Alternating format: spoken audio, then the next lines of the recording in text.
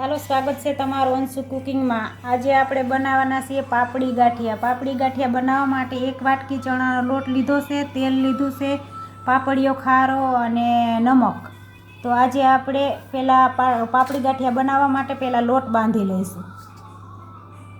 હવે એક વાસણમાં આપણે થોડુંક પાણી લઈશું, પછી તેમાં સ્વાદ અનુસાર નમક ઉમેરીશું,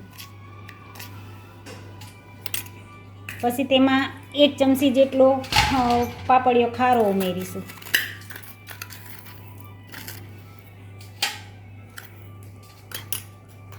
હવે તેમાં તેલ ઉમેરીશું।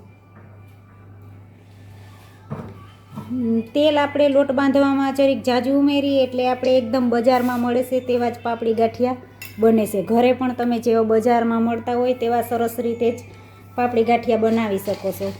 એટલે આપણે જ્યારે લોટ બાંધતા હોય ત્યારે તેમાં તેલ જરીક વધારે ઉમેરી દેવાનું, એટલે એકદમ ગાંઠિયા આપણા સરસ બને।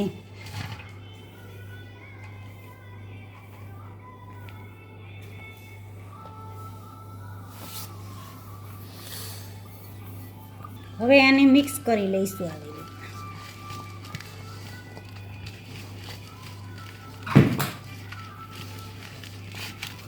હવે આપણે આ ગાંઠિયાનો લોટ છે ને મીડિયમ રાખવાનો, બહુ કઠણે નહીં અને બહુ આછોય નહીં, એવી રીતે આ એકદમ લોટ બંધાઈ ગયો છે। જો તમે જોઈ શકો છો, આ એકદમ કૂણો કૂણો લોટ બંધાઈ ગયો। મધ્યમ રાખવાનો, બહુ આછોય નહીં, બહુ જાડોય નહીં।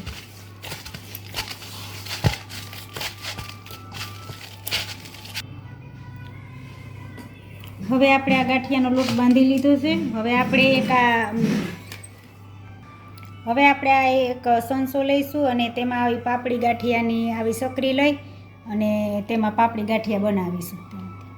પહેલાં આ સકરીમાં આપણે તેલ લગાવી લઈશું, પછી તે આવી રીતે આમ સંચામાં રાખી દેવાની। હવે આ લોટ આપણે આ સંચામાં ભરી લઈશું।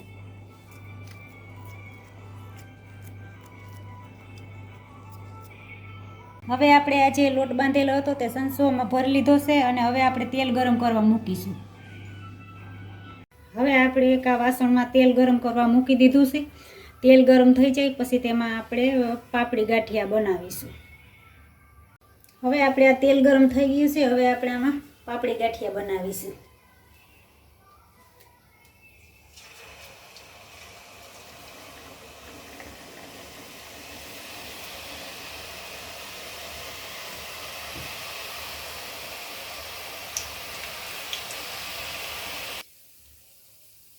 હવે આપણે આ ગાંઠિયાનો એક ઘાણવો આમ તરી લીધો છે, હવે તેને આપણે બહાર કાઢી લઈશું। તો તૈયાર છે, આપણે આ પાપડી ગાંઠિયા બનીને તૈયાર થઈ ગયા છે। તમે પણ આવા જ ગાંઠિયા ઘરે બનાવી શકો છો આસાનીથી। તો આવી જ અવનવી વાનગી જોવા માટે મારી અંશુ કુકિંગને લાઈક કરો, શેર કરો અને સબસ્ક્રાઈબ કરો। ધન્યવાદ।